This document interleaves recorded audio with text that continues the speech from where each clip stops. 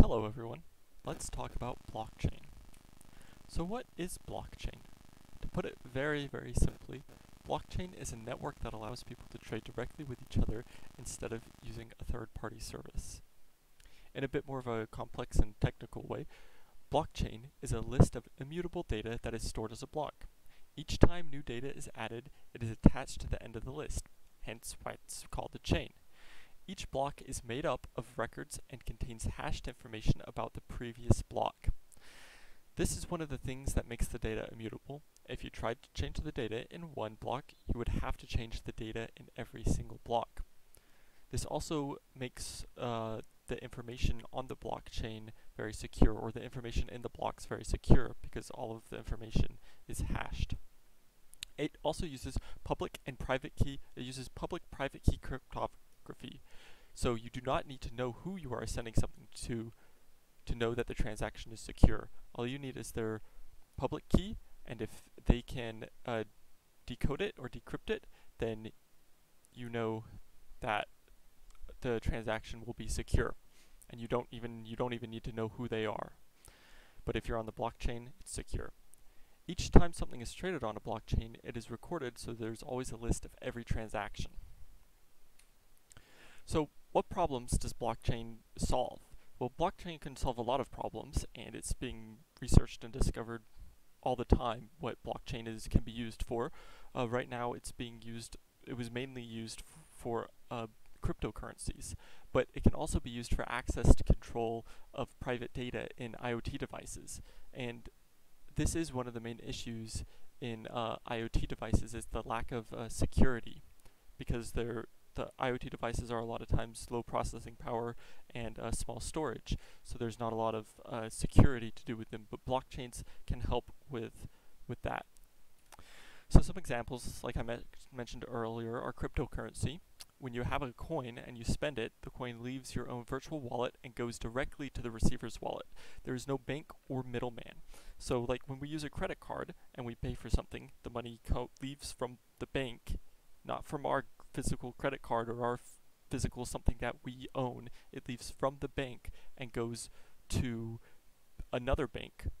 Basically, it goes from our bank account to the receiver's bank account. But when you use cryptocurrency, you are paying directly from your virtual wallet directly to someone else's virtual wallet. There's no in between. And each coin has its own hash value and transaction log to track where it's been and to make sure that it is legitimate. Another example are smart contracts.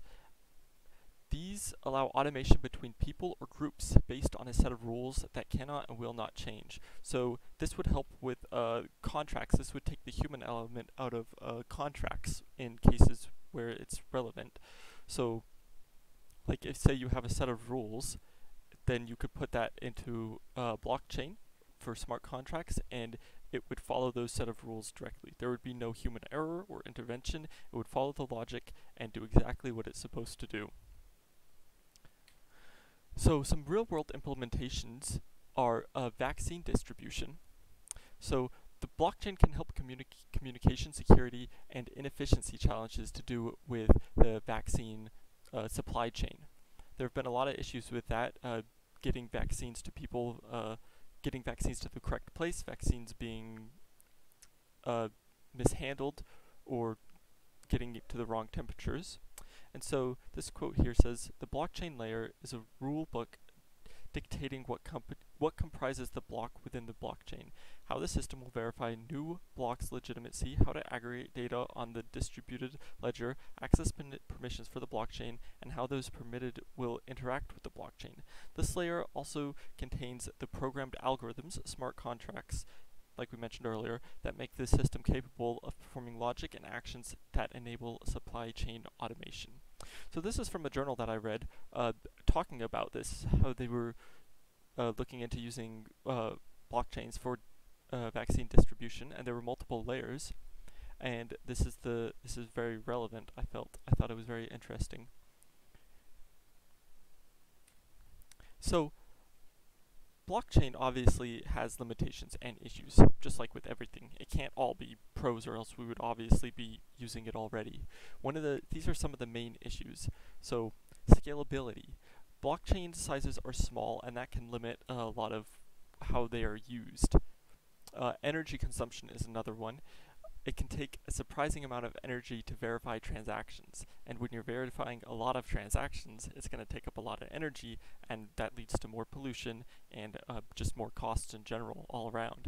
It's time consuming to create or add a block to the chain because it uses a very complicated hashing algorithms, and it has to do a bunch of calculations. And for some things, it can take months or weeks. It can take a very long time to figure these things out, and that just adds onto the energy consumption, because the longer it takes, the more energy it's going to consume. Another problem with blockchain is how young it is. It's very immature in terms of technology, and this causes a lot of distrust with people. And regulations is another very big issue with blockchain. Blockchain would be very useful in fields such as finance, but they are hesitant to use it because of their strict regulations. It will take time for blockchain regulations to reach the standards of already existing regulations. That is, I think, the main issue why blockchain isn't more widely used in the finance field already.